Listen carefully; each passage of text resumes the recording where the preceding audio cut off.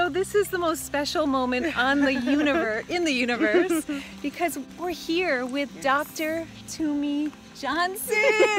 Oh my goodness. She is the author of Delicious Healing, and she is the liver of a delicious life. This book has had such an impact on me. In reading your book, I got to learn about you on a whole other level. And from page 1, Tumi talks about the most honest story of her personal life.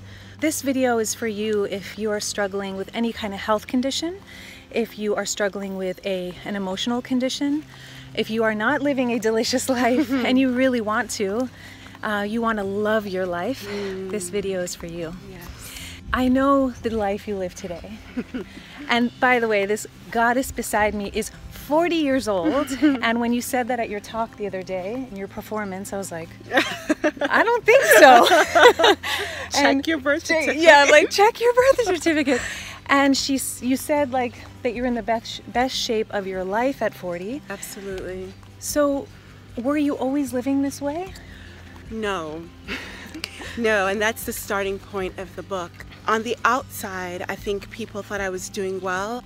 The point of the book and the point of, I think, that moment in life where you make a choice when you hit rock bottom, I'm about to share with you. Yeah. I was in medical school. I was doing well in medical school. I had great friends. I come from a lovely family. Yeah. So on the outward, everything seemed just fine. But inside I was really struggling. I had some physical diseases I was dealing with, including pretty bad asthma, eczema that took parts of my skin and very physically uncomfortable, as well as probably more significantly was a disordered eating behavior that really spiraled in college for a lot of reasons.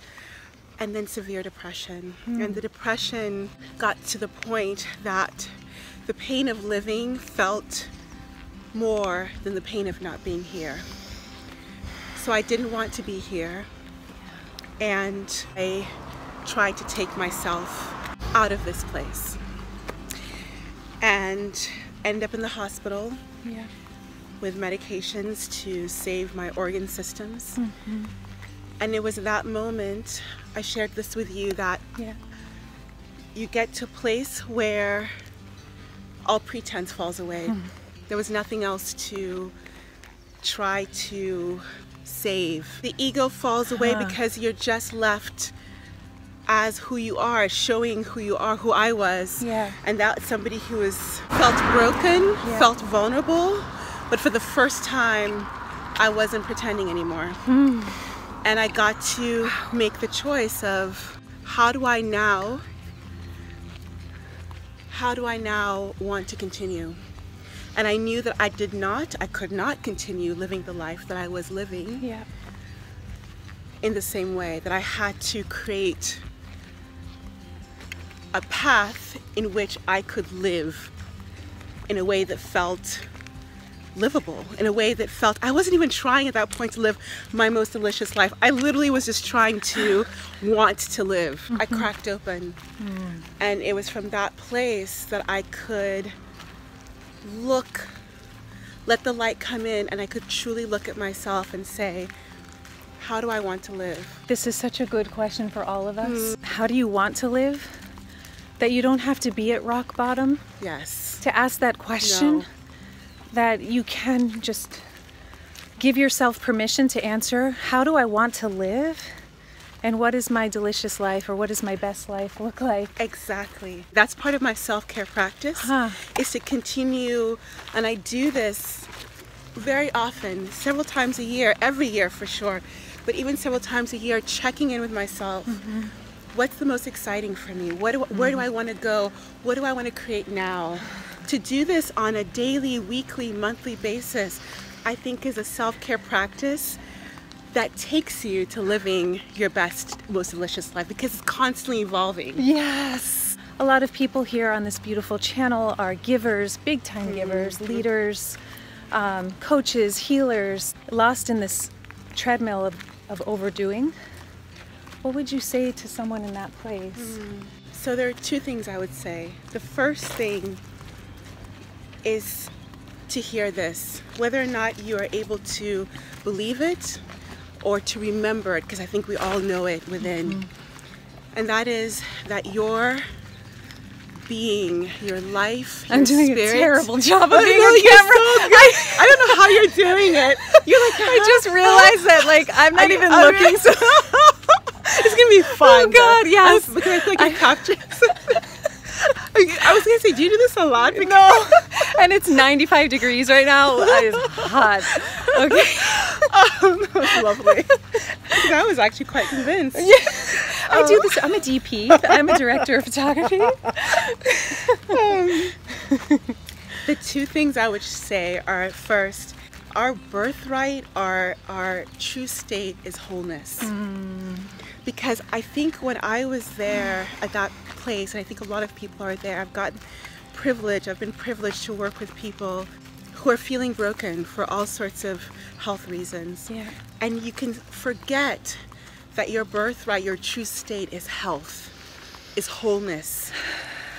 If you have to write on a piece of paper and look at that and just know that that is what you are, that's a life you're meant to have. That's a body you're meant to inhabit. Yes. I remember having a chronic pain, like some chronic thing that wasn't going away for years. Yes. I finally went to a Chinese medical doctor and she said, this isn't normal and you can heal this.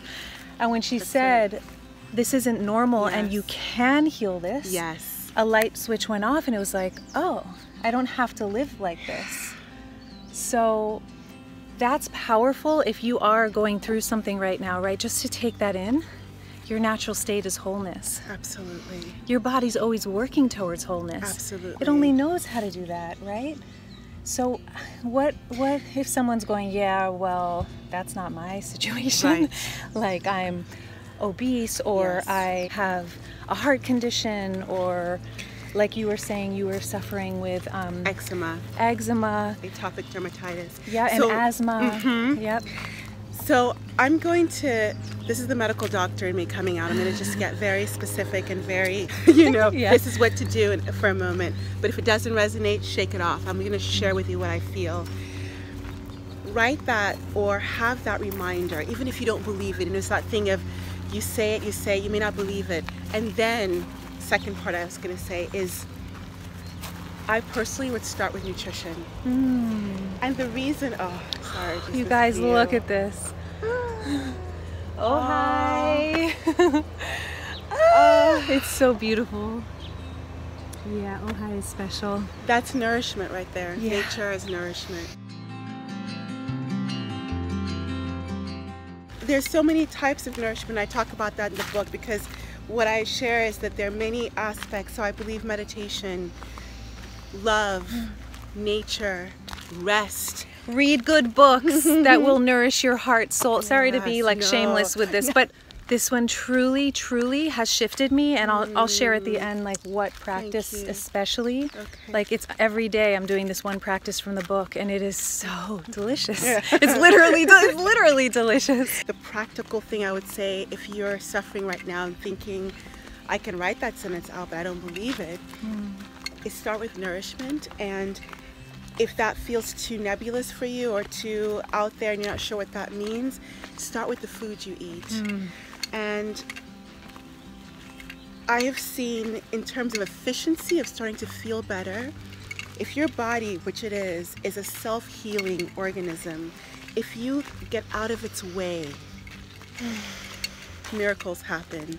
And the way to get out of its way, one of the most powerful ways, is by looking at the food you eat and nourishing it with real, natural food that comes from nature. There is little that is as healing as that.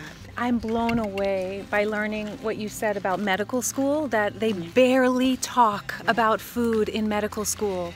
What? I think that there is now this waking up of consciousness in the entire society, and that does include medical schools.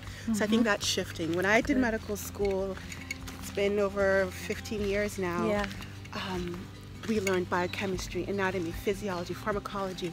But in terms of learning about food and dietary choices and all of that, slim to none. And it wasn't until I became a doctor for Doctors Without Borders that I started learning about nutrition and then deepened my study into that. What would you say to somebody who's like, I cannot give up donuts, or I cannot give up, I just can't help myself?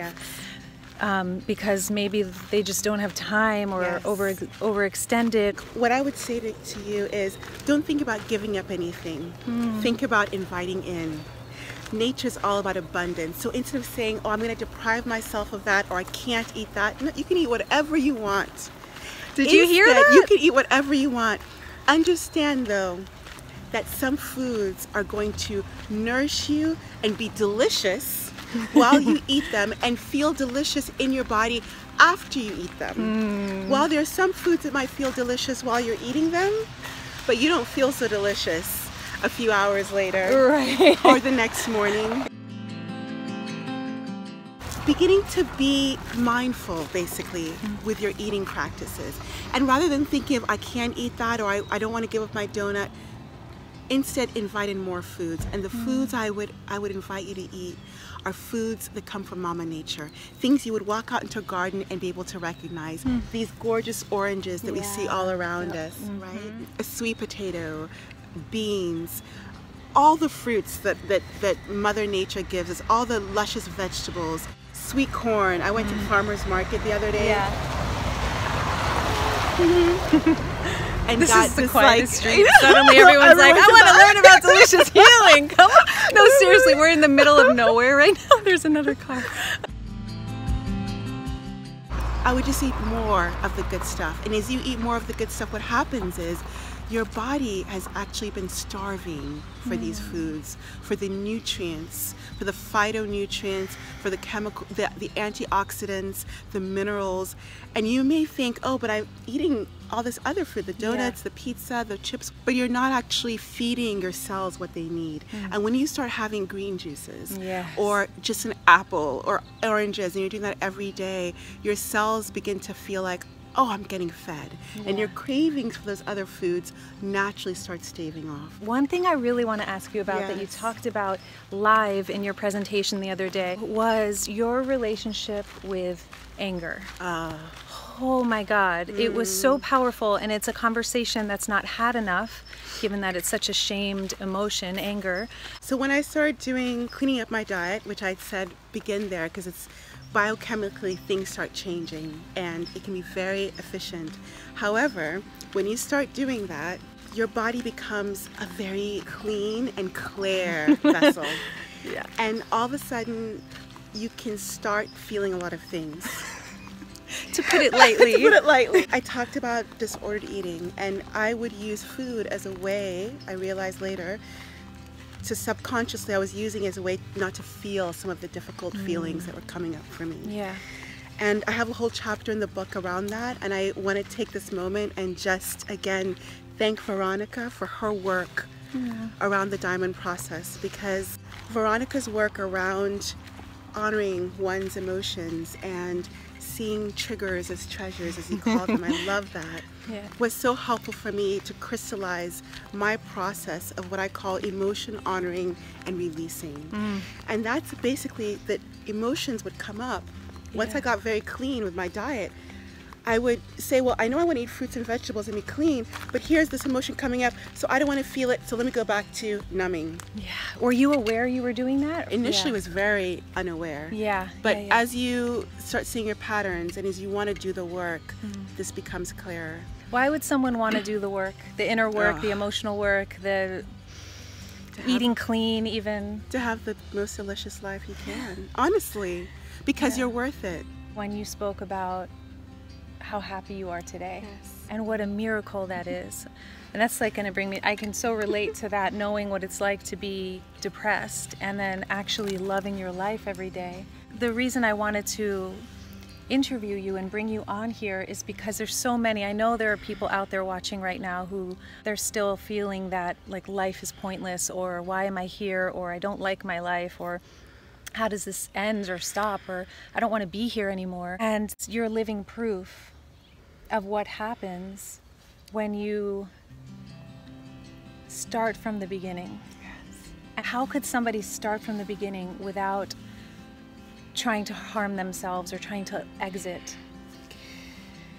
There are so many ways. I love what you said. I don't know if you had it here, but that you don't have to get to rock bottom. There's so many ways that we do try to exit, whether it's through alcohol, whether it's through food, whether it's through relationships that you sabotage.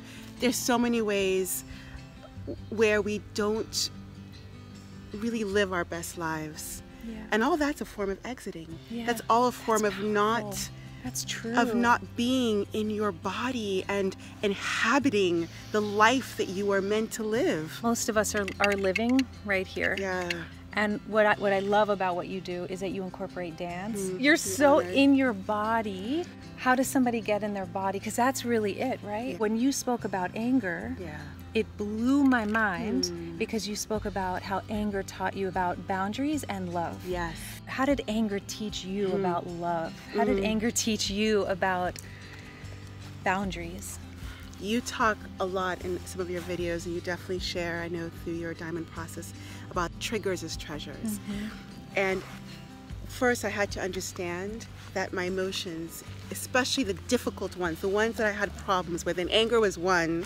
Can anyone else relate to that? Like when anger comes up, you're like, oh, no, zip it, eat something, whatever. Exactly. Scroll, talk badly about someone, anything to like deflect the anger. Absolutely. I was there. I did that for years. Totally. Because I thought anger was not in keeping with being a loving, nice, sweet, good woman. And a spiritual person. And a spiritual person, that's right? not spiritual.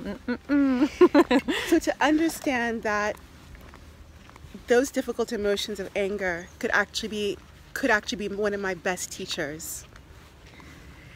And to know that, or to think about that, and then to experience that, and basically now to understand that when anger comes up, when it came up for me, if I took the time and created the space just to listen, to feel the anger, and then say, teach me. What are you trying to teach me here? In this specific situation, what are you trying to tell me, anger? And I found that over and over and over again, anger was telling me about boundaries issues. That there had been a boundary, healthy boundary, that had been breached, broken, or not even erected properly. Wow. And so anger would come up, I wouldn't want to feel it, and so I kept on having these relationships that were damaging to myself. Once I understood that and started feeling the anger, I could then say, that was beautiful. We're on rocky ground here. Okay. I was able to say, no more, no more. And to do that from a place of complete self-love. I'm going to give a very common, not even a very traumatic example. Let's say, it can range from somebody who's physically abusive towards you, but it can also be the friend who calls you and calls you and calls you, and every time they call you, when the phone conversation's ended, you feel like drained, exhausted, depleted. And yet you feel like, oh, but I'm the friend, so I need to keep doing that. Oh, that's a very common. That's a great example. Yeah. And you think you're doing that person a favor, and that's what I found out, is that when I actually said, you know what, today it doesn't work for me to do that. I need to take care of myself. And you may not even need to say that. You can just know it and create that boundary in a loving way, because I would get angry about it, but I would say, who am I to get angry at? I'm supposed to be a loving person. And when I understand the anger was about boundaries and I was clear about that, I felt so much better the next time I spoke to that person, and the person is able to take better care of themselves. Yes. It's loving not just to yourself, it's actually loving to that other person. It's like you're teaching by example, which is what you do in your whole way of life, by the way. I found a correlation like with a boundary setting with overeating sometimes. Like people who don't have any boundaries tend to have a larger build in order to have a protective boundary. I know I have felt that sometimes. Overeating, binge eating, and definitely with a lot of clients and patients I've worked with who have extra weight to lose, they're doing the exercise, they're trying to do the nutrition, but there's a resistance to losing that. It's protection. It's a form of protection, and until there is a way to take care of yourself outside of that layer of protection, you keep doing it. But it's not because you hate yourself. It's actually because your body's trying to take care of you. So remembering that your practices, even if they can seem damaging, it's still you trying to love yourself. That's so powerful. So wherever a person is, wherever you are, really whatever's happening in your life is actually coming from love. Yes. It's just now what level, like what question did you start with? What life do I want to create? Absolutely. And if you feel completely lost, do this. Yes! Every day, get your feet bare on the earth. Get quiet. Ask yourself the question, what do I want to create today? Close your eyes and let the electrons, the free electrons of Mama Earth, go through the feet, through the balls of your feet, and they do, and speak to you and guide you. Take 5 minutes to do that every day. Thank you so much. I can tell you guys, this is the one thing in the book. While having your feet on the earth, sitting in meditation, and eating fruits, and tasting the difference between each fruit, like really closing your eyes and the deliciousness and taking that in, that is such a beautiful way to start the day, and it's changed my whole reality. I don't sit in my meditation space anymore. I just go right outside, connect with what's in front of me, feet on the earth, and taste, you know, really mindfully eat. So it's like incorporating 3 of the practices you talk about at once. Yes. And my God, you guys, this woman and this book, Delicious Healing. Thank you so, so much for the work you do, for the soul that you are, for being a living, breathing example of what it looks like to be inner referenced, self-loving, and living the most delicious life. Thank you, Veronica. Aww. And thank you guys for holding the space for us, and I send you so much love and support in your own journey, in your own path, and know that we're all connected. If you don't already, I'm sure you do, but if not, Tumi's YouTube channel, just click the link below and see her amazing videos, or it's nothing you've ever seen before, I promise you that. Like your dancing and advice and guidance. We love you! We love you! Much love from Ojai.